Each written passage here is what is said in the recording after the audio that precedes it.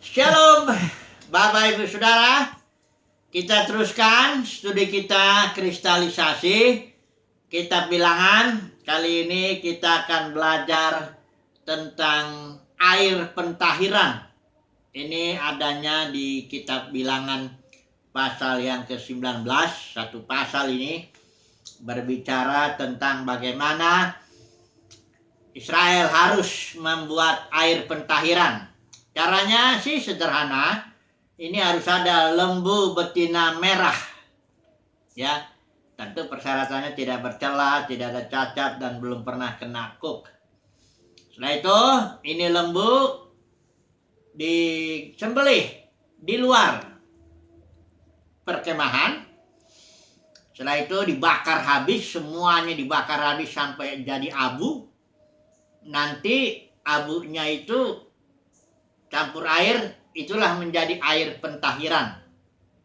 Sehingga kalau nanti orang Israel berdosa, dalam arti di sini kena mayat, itu dibasuh di hari ketiga, nanti di hari ketujuhnya tahir. Ya. Nah, tentu kita tahu ini semua simbol, ya.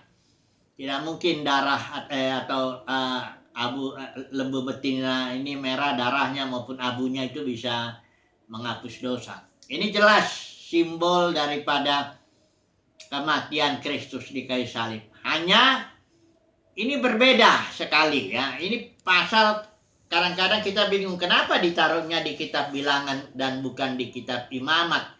Di mana kitab Imamat itu hukum tentang korban, hukum tentang para imam, dan hukum tentang para kehidupan Israel semuanya dibahas, tapi tidak dimasukkan ini lembu betina merah, ya.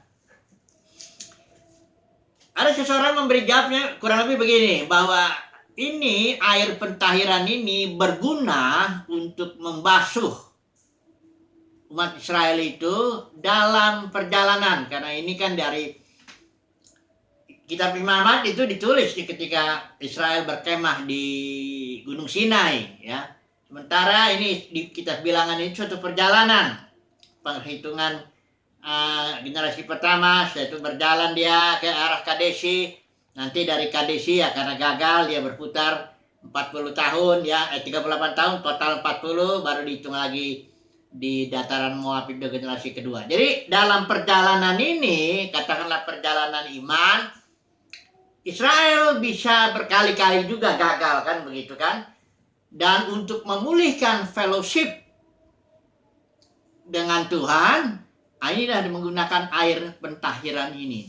Karena mengenai identitasnya Israel itu atau statusnya udah jelas mereka umat pilihan Tuhan, ya. Udah jelas mereka tuh laskar Kristus, ya, kalau kita bilang begitu, ya, laskar yang generasi pertama yang dihitung. Jadi mengenai identitas nggak usah diragukan lagi. Tapi persoalannya dalam perjalanan iman ada kegagalan demi kegagalan yang harus dibasuh. Nah ini dia lihat air pentahiran, ya, memulihkan fellowship lah begitu, ya. Jadi harus diingat Bapak Saudara, ya, kalau kita sebagai anak Tuhan, kita itu identitas kita itu. Kita adalah terang, garam dan terang, kita anak Tuhan, kita orang kudus, ya, sudah ditebus, nggak ada masalah. Tapi dalam perjalanan nanti akan ada kegagalan-kegagalan, merupakan proses. Nah, itu fellowship kita itu bisa terganggu, ya. Nah, inilah air pentahiran ini yang nanti akan membasuhnya. Dikatakan di sini lembu betina, lembu itu jelas itu simbol daripada Kristus, lembu betina merah ini. Dibilang di sini tidak bercela, tidak ada cacat, dan belum pernah kena kuk. Jadi Yesus itu ya jelas dia juga tidak bercela, tidak ada cacat, dan belum pernah kena kuk. Artinya tidak ada kuk dosa yang dipikul Yesus itu. Maksudnya Yesus sendiri tidak berdosa. Dia anak domba Elohim yang yang menghapus dosa, tapi dia tidak berdosa. Dia tidak pernah kena kuk dosa. Kayak kita ini, kita kena kuk dosa ini, ya. Tapi Yesus tidak ada pernah itu, ya, kena kuk itu. Kemudian ada hal yang menarik di sini di ayat 3, dikatakan di sini, haruslah kamu memberikannya kepada Imam Eleazar, maka lembu itu harus dibawa keluar tempat perkemahan lalu disembelih di depan imam. Jadi lembu ini disembelihnya di luar perkemahan.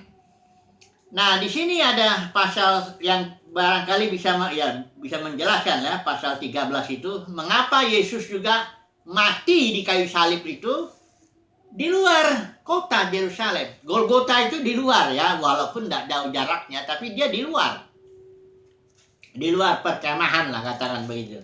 Ya, di luar dari kota Yerusalem. Mari kita baca dulu coba Ibrani pasal 13, minta bantuan dulu untuk kita memahami prinsip di luar perkemahan ini yang menurut saya sangat penting sekali. Saya sudah pernah khotbah mengenai atau membuat video ini, barangkali 5 video atau 7 barangkali. Pelayanan di luar perkemahan. Ya, itu dari Kejadian sampai Wahyu prinsip itu ada. Kalau misalnya pelayanan Kain, pelayanan dengan Habel itu, Kain itu sebenarnya di luar perkemahan karena dibenci oleh orang-orang yang dalam kemah dalam dunia keagamaan yang disimbolkan oleh Kain ini. Sampai kepada kitab Wahyu, nanti kita lihat di pasal 18 ayat 4, di situ diminta umat Tuhan keluar daripada perkemahan gereja yang sudah jatuh Babel di sana ya. Nah, mari kita melihat dulu pasal 13 ini, Ibrani. Mudah-mudahan ini memperjelas ayat ini ya untuk kita melihat kenapa Yesus harus mati di luar kota Yerusalem ya. Ibrani pasal 13 ayat yang ke-11 kali ya kita baca ya, mulai dari 11 ya. Karena tubuh binatang-binatang yang darahnya dibawa masuk ke tempat kudus oleh imam besar sebagai korban penghapus dosa, dibakar di luar perkemahan. Ini di ayat 11-nya. Ayat 12-nya, itu jugalah sebabnya Yesus telah menderita di luar pintu gerbang untuk menguduskan umatnya dengan darahnya sendiri. Bahkan ayat 13 ini ada satu anjuran. Karena itu marilah kita pergi kepadanya di luar perkemahan dan menanggung kehinaannya. Saudara ingat ya, konteks anak lembu merah ini, betina merah ini, dia bicara soal pemulihan fellowship. Ya, karena darah atau penebusan itu ya, yang penebusan itu sekali dan selamanya itu sudah sempurna. Ini kan korban Kristus ini banyak aspeknya ya. Ini aspek fellowship lah kalau saya bilang begitu ya. Yaitu di mana dalam perjalanan iman kita seringkali bisa terpeleset ya.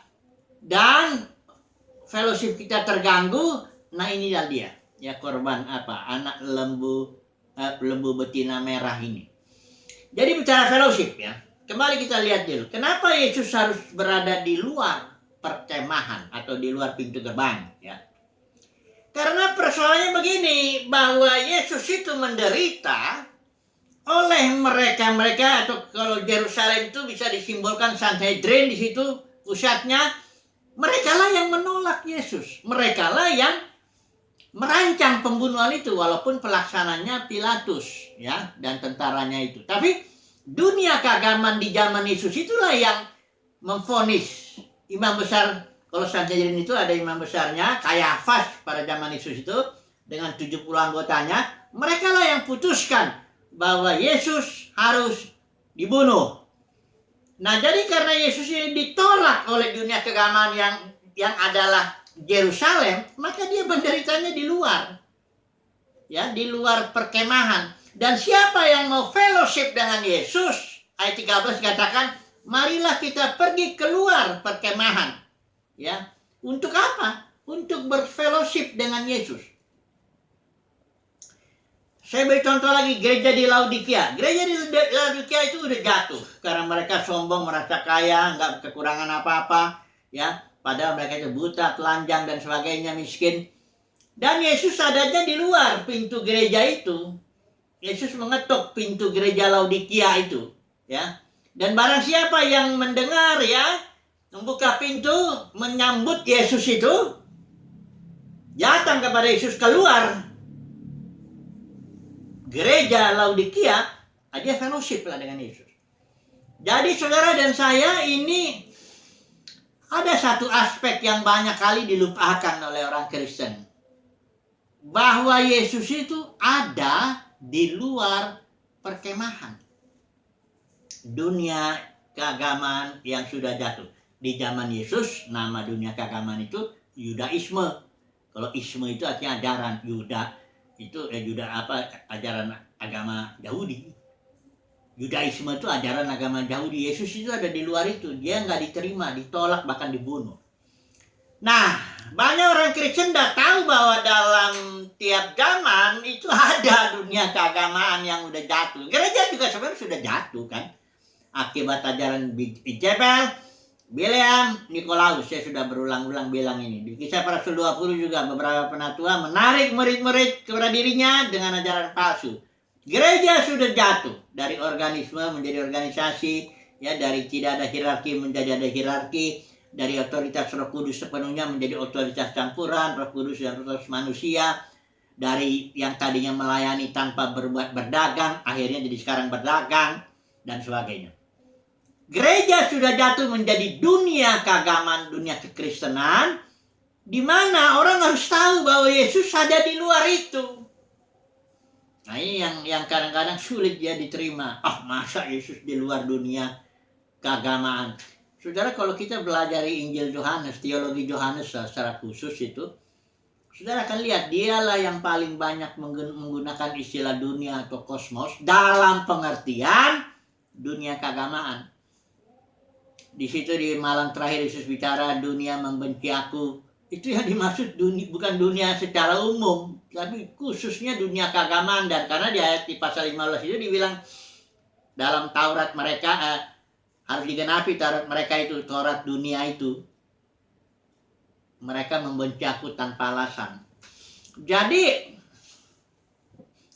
perihal anak lembu atau lembu betina merah yang mati di luar perkemahan, dan bahwa kitab Ibrani bilang kalau mau dipulihkan fellowship kita mesti keluar, sambut. Marilah kita dan menanggung kehinaannya. Memang kalau kita keluar dari dunia, sebenarnya begini, caranya keluar tuh nggak usah lah. Karena dunia itu kan kosmos sistem. Kekristenan itu udah di sistem. Ya, sistem itu grup kelompok-kelompok yang bekerja bersama-sama dengan aturan main tertentu. Dalam dunia kekristenan nggak bisa disangkal bahwa permainan ini karena udah dagang, ya mamon ininya, aturan mainnya itu mamon lah ya, sentralnya di sana. Nah, kalau saudara dan saya menyampaikan pemberitaan-pemberitaan yang tidak ke arah sana, yang nggak ke arah teologi sukses lah, katakanlah mamon atau apa semangatnya yang begitu-begitu, saudara kalau misalnya beritakan salib, beritakan sesuatu yang memang nggak dapat amin lah istilahnya dalam dunia kekristenan, ya otomatis kita berada di luarnya. Dan kita berfellowship dengan Yesus ya. Jadi begini aja lah, caranya berfellowship dengan Yesus di luar perkemahan bagaimana? Udah beritakan aja yang di Alkitab bilang. Jangan beritakan teologi sukses. Jangan berdagang dalam dunia, dalam pelayanan ya. Jangan merampas otoritas Yesus kayak Jebel itu ya, pemimpin denominasi merampas. Jangan bangun denominasi tapi bangun gereja. Dengan cara memperlengkapi saja orang kudus. Jangan tarik murid kepada diri sendiri. Ketika kita mengatakan begitu, saudara dan saya nggak akan mendapat sambutan oleh dunia kekristenan itu, nggak dapat sambutan dan otomatis dikucilkan. Tapi dengan cara itulah kita keluar dari perkemahan dan menyambut Yesus. Saya pernah lagi bikin lagi itu, ada makanan di luar perkemahan. Dalam dunia kekristenan sudah terjadi kelaparan firman Tuhan yang segar. Ya, firman Tuhannya bisa yang itu aja. Tapi justru di luar perkemahan itu ada makanan yang berlimpah. Ini cerita 4 orang kusta itu ya. Jadi anak atau lembu betina merah yang tidak bercela ini yang disembelih di luar perkemahan. Ini menjelaskan aspek kematian Kristus di luar perkemahan, di luar pintu gerbang. Atau juga menjelaskan bahwa Kristus mati karena ditolak oleh dunia keagamaan di zamannya yang adalah Yudaisme. Dan barang siapa yang mau fellowship, ingat ya, konteks air pentahiran ini ada fellowship, pemulihan fellowship atau peningkatan fellowship bisa dibilang begitu. Jadi kalau saudara dan saya mau fellowship dengan akrab ya, dengan dekat dengan Tuhan Yesus, saudara keluarlah dari dunia kekristenan. Gimana caranya? Jangan bikin-bikin apa. Katakan saja kebenaran. Engkau akan ditolak. Ya. Jangan berdagang, saya bilang itu. Bicarakan bahwa bangun gereja. Tentang itu, denominasi itu salah. Udah jelas itu perpecahan. Ya. Merampas otoritas Yesus dengan menjadi pemimpin atau gembala sidang atau menjadi berotoritas di bangun hierarki, itu salah. Tidak ada itu. Gereja adalah organisme, titik. Kalau saudara mengatakan itu, otomatis saudara akan berada di luar perkemahan. Tetapi pada saat itulah Yesus akan menyambut. Saudara ingat nggak orang buta itu? Peristiwa orang buta. Orang buta yang disembuhkan Yesus itu, dia dipanggil sama orang Farisi. Akhirnya diusir kan? Karena dia coba ngajarin orang Farisi. Diusir dia. Ketika dia diusir, Yohanes Yesus datang kepadanya. Ya. Yesus menemui dia. Jadi orang-orang yang diusir dari dunia keagamaan ini justru yang disambut oleh Yesus ya. Jadi ini maknanya. Ini sebenarnya masih ada makna-makna yang lain ya. Yang mengenai kena mayat ini, kenapa dikatakan di sini yang najis itu kalau orang ini ya orang yang kena kepada mayat. Nah, mayat apa ini? Ya mayat dunia keagamaan inilah. Karena ingat ini konteksnya ini ya. Ini membangun fellowship yang berada di luar keagamaan. Jadi kalau ada orang kena kepada mayat, kena kepada dosa-dosa dunia keagamaan begitu, ikut-ikut dagang ya, ikut-ikut fellowship dengan nggak betul, dengan orang-orang yang nggak Tuhan inginkan ya, mulai cari-cari posisi barangkali mulai ini udah mulai kena mayat ini ya, ini harus datang kembali untuk ditahirkan, dipulihkan kembali fellowshipnya gitu loh ya. Saya mesti mengulang lagi kayaknya ini session berikut, tapi untuk yang pertama ini karena ini memang pelajaran tidak begitu mudah juga ya diterima dalam pengertian. Kalau seseorang enggak bertumbuh ya dia enggak merasa bahwa dunia kekristenan itu menolak Yesus. Ya, banyak orang merasa dunia kekristenan ini berfellowship dengan Yesus lah kayak itu ya. Orang nggak nyangka kalau saya bilang Yesus berada di luar dunia kekristenan, orang marah gitu. Masa sih? Padahal di Alkitab itu saya sudah khotbah itu dari Kejadian sampai Wahyu, prinsip outside the camp atau di luar perkemahan itu terbeber sekali ya. Dalam tiap zaman selalu ada kayak Saul gitu ya, itu keagamaan. Dan Daud dan kelompok Daud itu berada di luar itu, dibenci ya. Ya nggak perlu saya ulang lagi lah, tapi intinya mari saya ambil dulu kesimpulan sebentar sebelum barangkali besok saya akan sambung lagi mengenai air pentahiran ini. Jadi intinya air pentahiran ini bicara fellowship, pemulihan fellowship ya. Lembu betina merah dipotong di luar perkemahan, dibakar, nanti abunya campur air itu membersihkan. Orang-orang yang kena mayat dunia kekristenan, mayat dunia keagamaan itu harus dibasuh ya. Supaya apa? Tujuannya supaya fellowship kembali dipulihkan ya. Itu aja dulu, nanti barangkali besok kita harus sambung lagi supaya kita semakin jelas lah ya mengenai air pentahiran ini. Atau lebih tepat ada terjemahan ini ada water of separation. Air yang memisahkan kita dari dunia keagamaan yang sudah jatuh itu. Haleluya, untuk saat ini cukup dulu ya. Amin.